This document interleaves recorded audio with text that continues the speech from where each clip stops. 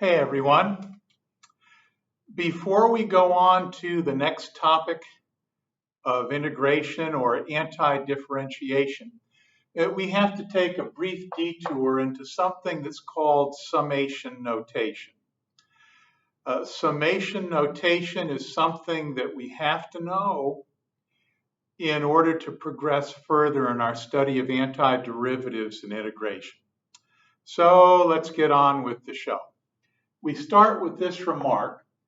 We have the sum of n terms, and this sum can be expressed more succinctly using summation notation.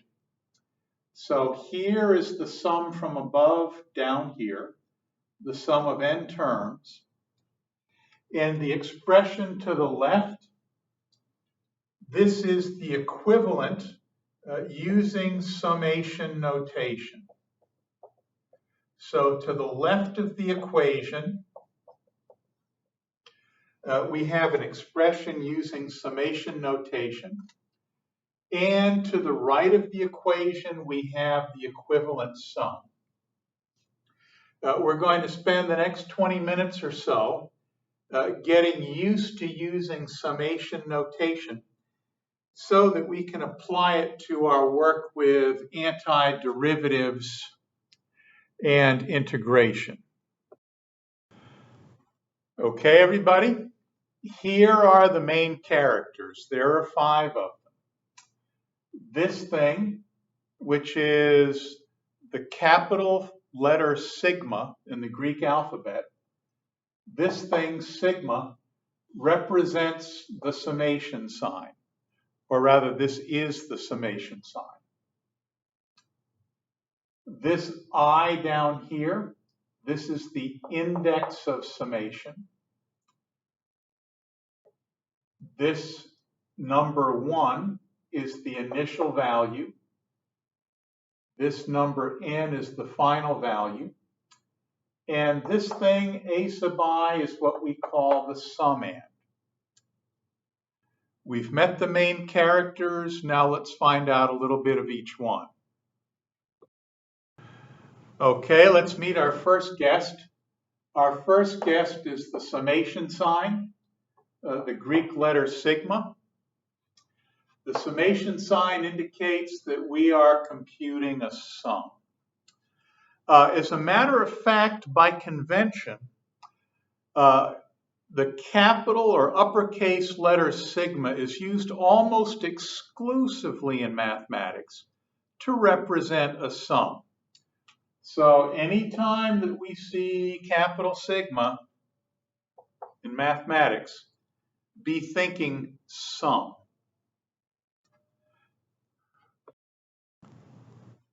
Okay, let's meet some more of our guests. The index of summation, in this case, the letter I. The index of summation, or just index, is a variable that assumes the initial value, in this case 1, and then in increments of 1, increases in value until finally it assumes the final value. Now let's go over that again. As soon as we press the start button, the index of summation assumes the initial value, in this case 1. And then in increments of 1, the index of summation increases. I equal 1, I equal 2, I equal 3, I equal 4, and so forth. It increases in increments of 1 until finally it assumes the final value, in this case, the number n.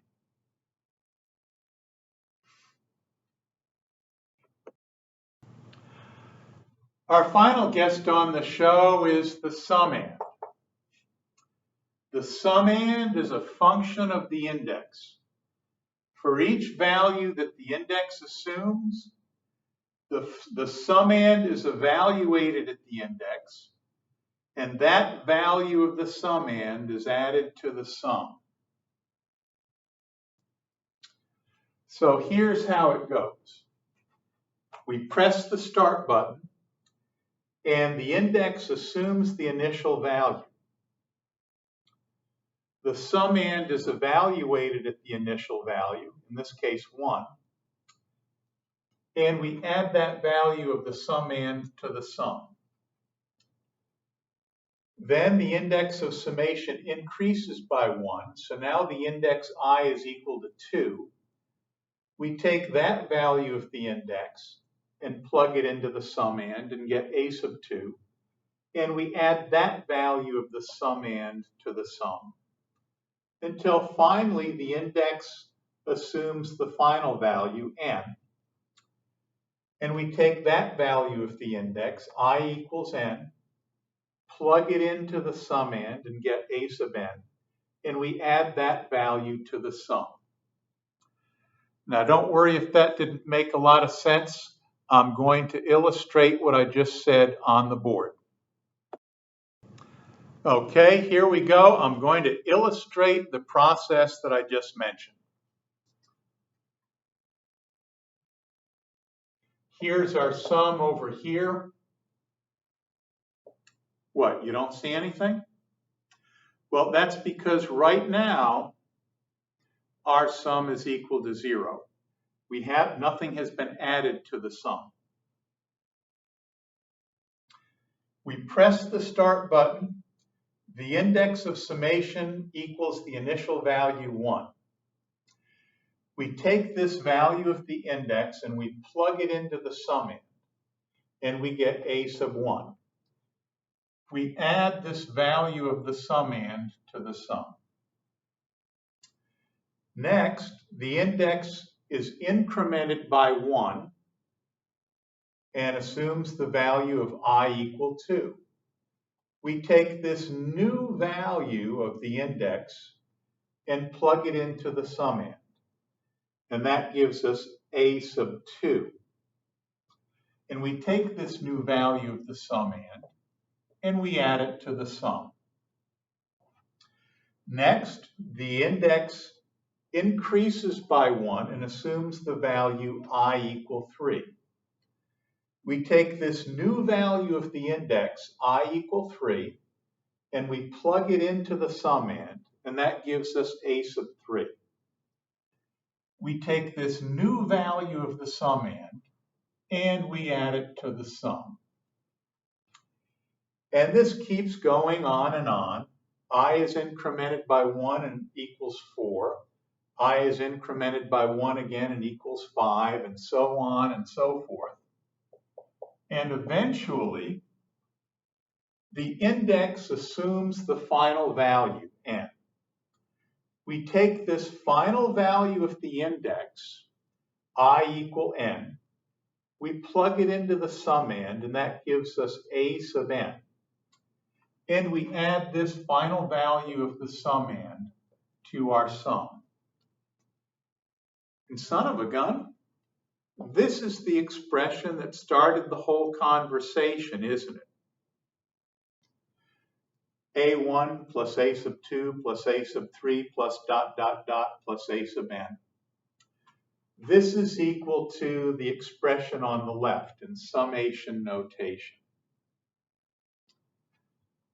I'll tell you what, we're not going to leave our discussion of summation notation at that. We're going to work some examples so that we can really master this concept. Here's a good example to start off with. The sum from I equal 1 to 4 of 2i plus 1. And let's reacquaint ourselves with the main characters. The summation sign tells us that we're going to be computing a sum.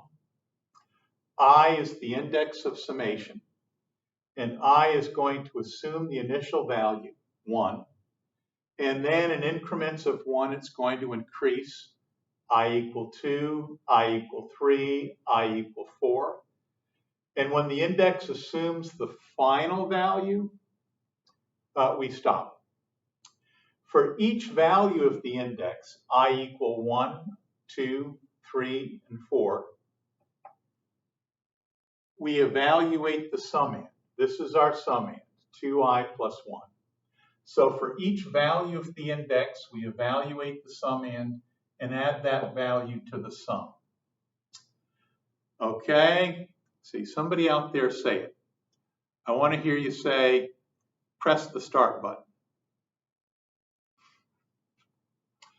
We press the start button, I equals 1, the initial value. We evaluate the summand at I equal 1. So that's going to give us 2 times 1 plus 1. Next, the index is incremented by 1. Now I equals 2. And for this new value of the index, I equal 2, we evaluate the summand. 2 times 2 plus 1. And let me document what I'm doing here. This first term is for I equal 1. The second term is for I equal 2. I is incremented again by 1. I is now equal to 3. We evaluate the summand at this new value of the index, I equal 3, and we get 2 times 3 plus 1.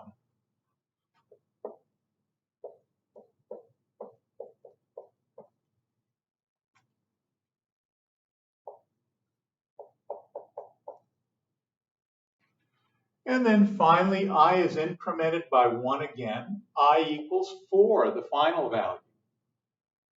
For this final and last value of I, we evaluate the summand. 2, I equal 4 plus 1. 2 times 4 plus 1. And we add that value to the sum.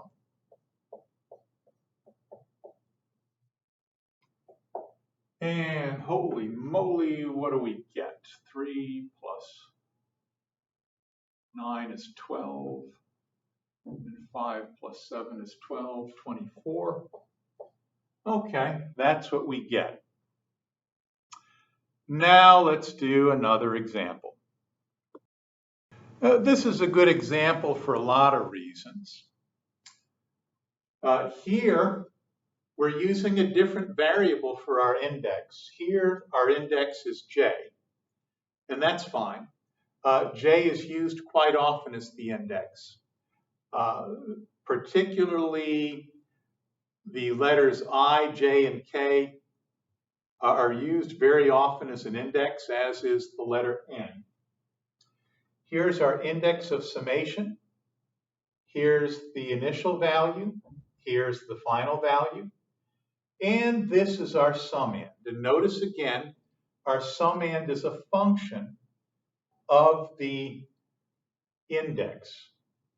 So let's get rolling. We press the start button, and J assumes the initial value of 2. And we take the initial value, J equal 2, and at that value we evaluate the summand. So we have J, which is 2 squared minus 1. And this is the value of the summand for J equal 2. Now what happens? J is incremented by 1, so now J equals 3. For this new value of the index, J equal 3, we evaluate the summand. And we get J, which is 3. We get J equal 3 squared minus 1. So this is our summand for J equal 3.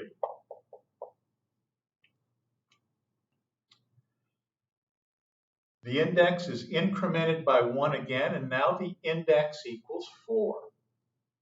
For this final value of the index J, we evaluate the summand, and we have J equal 4 squared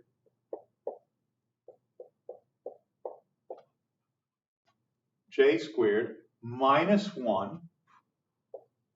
This is the summand evaluated at J equal 3. And we get 4 plus 9 is 13, plus 16 is 19, minus 3 is 16. Okay.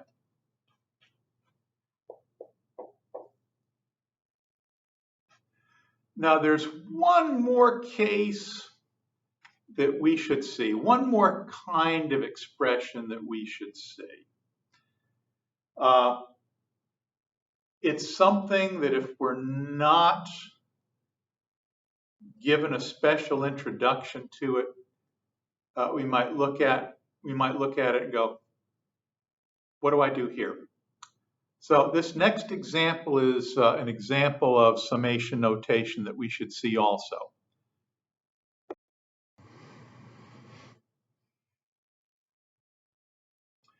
Okay, everybody.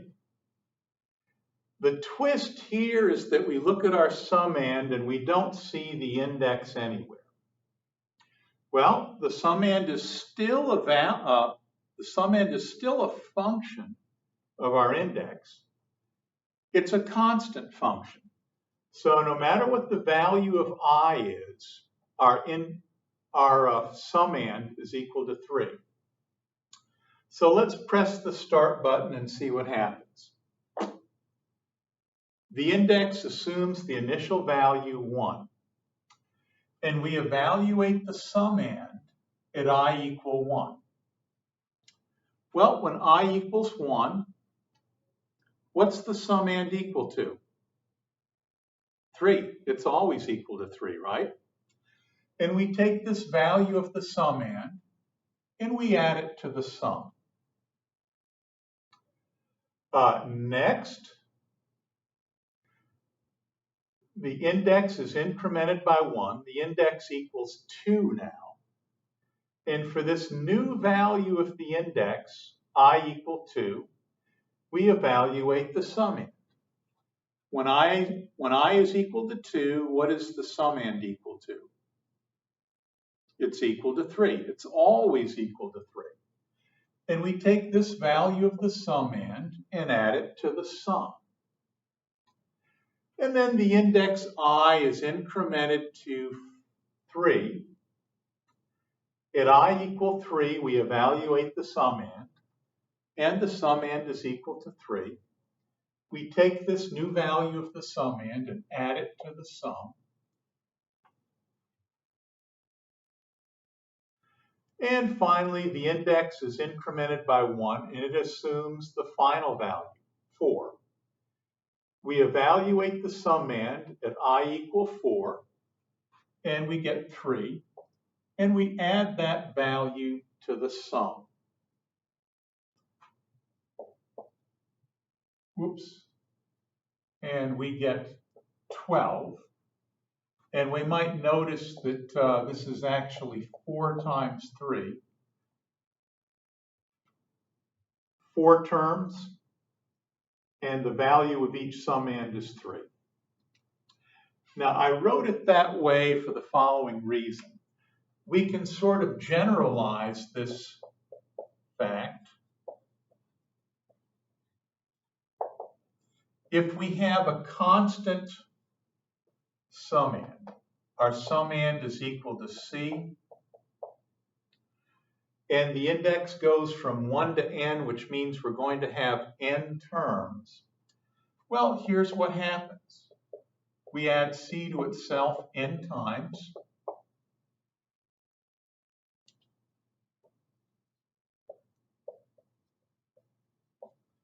And of course, we're going to get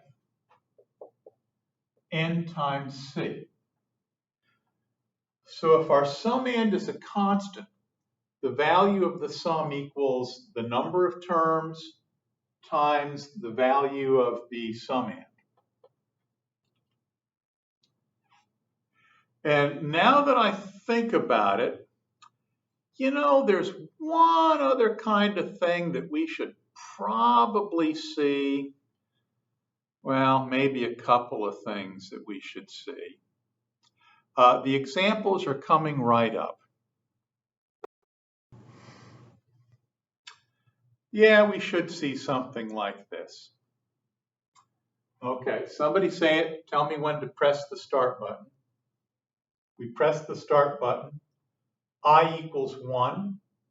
We evaluate the summand at I equal 1.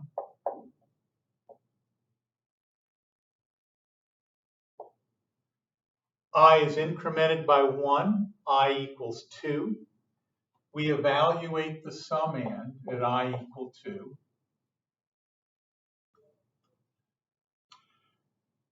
We increase the summand by 1. I equals 3. And we evaluate the summand at I equal 3. The index is incremented by 1, and it assumes the final value of 4. We evaluate the summand at I equal 4.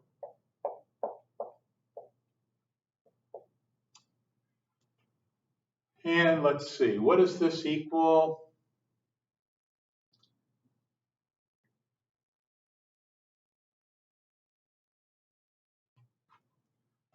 Is it 90? Let's see. 3 plus 12 is 15. Plus 27 is 42. Plus 48 is 90. Okay. So we are right. Now, here's what I want us to observe.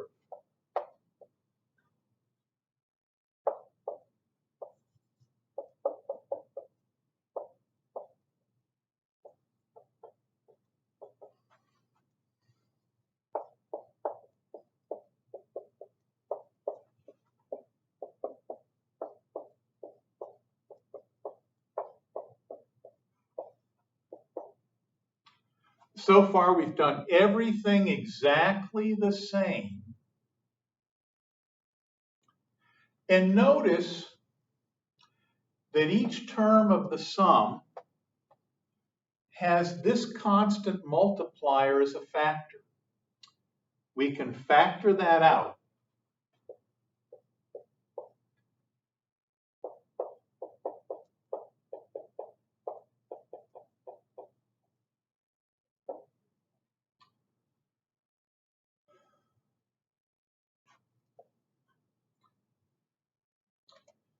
Now, what is this? Isn't this the sum of I equal 1 to 4 of I squared? For I equal 1, we square 1. For I equal 2, we square 2. For I equal 3, we square 3. For I equal the final value 4, we square 4. This thing in parentheses is the same as this sum.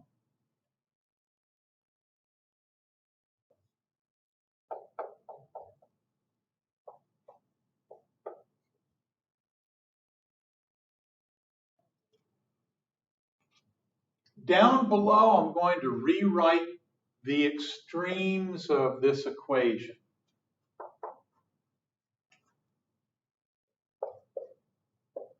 On the left, we have the sum of I equal 1 to 4 of 3i squared.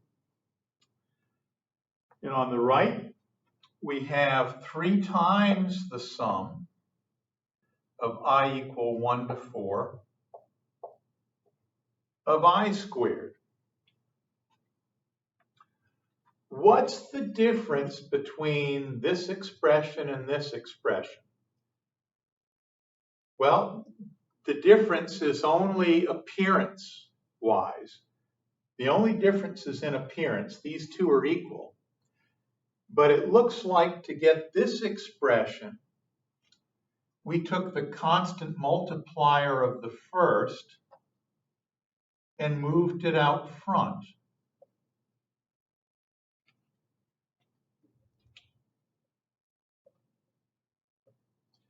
And that's exactly what happened. We're just taking the constant multiple, or we're taking a constant factor of the summand and just moving it out in front of the summation sign. And this little experiment that we did shows that we can do this. So I'm going to restate the result in general in just a minute. These two expressions are equal. And what have I done to the first expression to get the second? I've just taken a constant factor of the constant factor of the summand and moved it out front.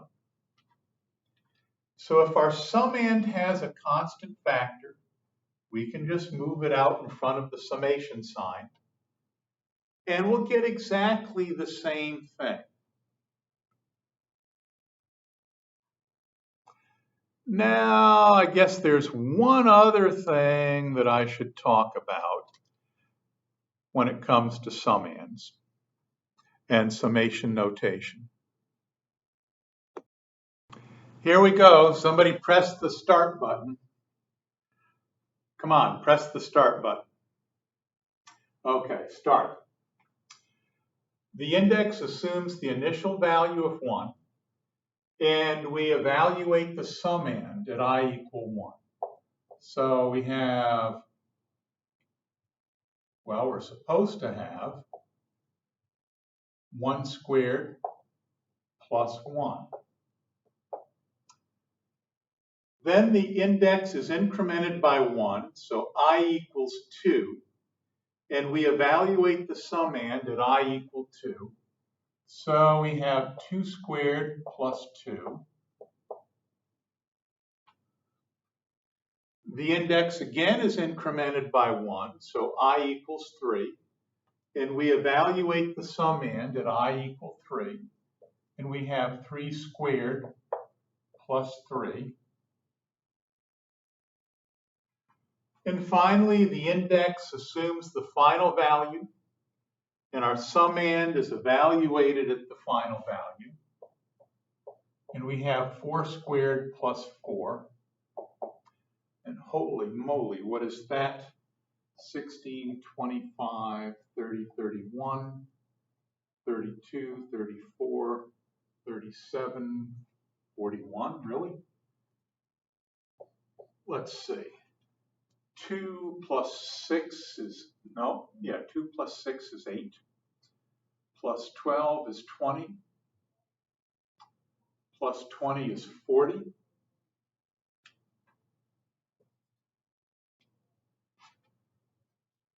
Let's see. 2, 6 is 8. 12 is 20. Plus 20 is 40. Okay.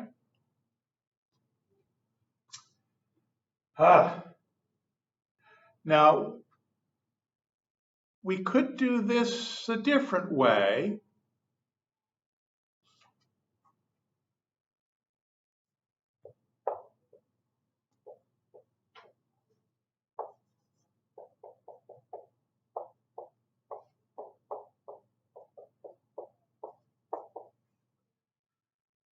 And notice that we have 1 squared, 2 squared, 3 squared, 4 squared. Now, I better write it out like this first.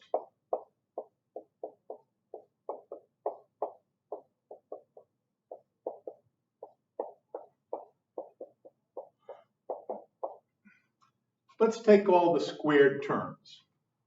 1 squared plus 2 squared plus 3 squared plus 4 squared. And then just 1 plus 2 plus 3 plus 4.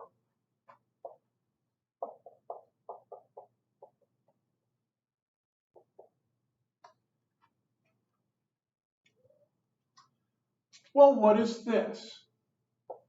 Isn't this the sum from I equal 1 to 4 of I squared?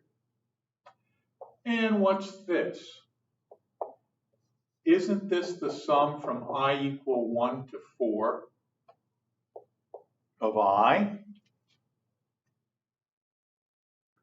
So we get sum from I equal 1 to 4 of I squared plus the sum from I equal 1 to 4 of I. And I'll rewrite that down below. we're going to compare this extreme of the equation, or this extremity of the equation, with this extremity of the equation.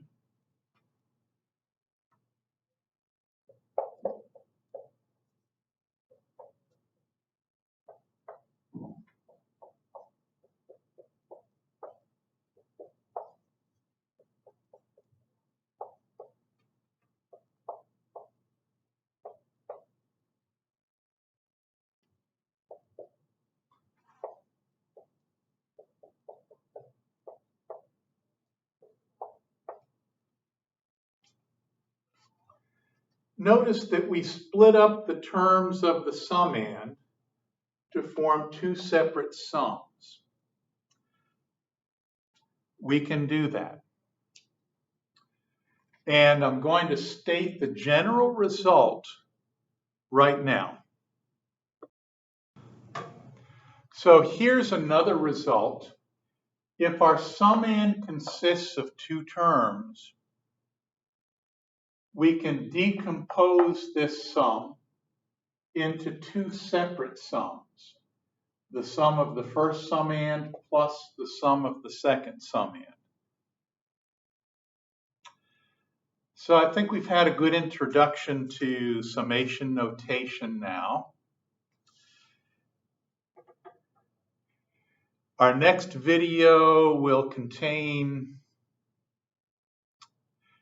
an application of summation notation to integration and antiderivative.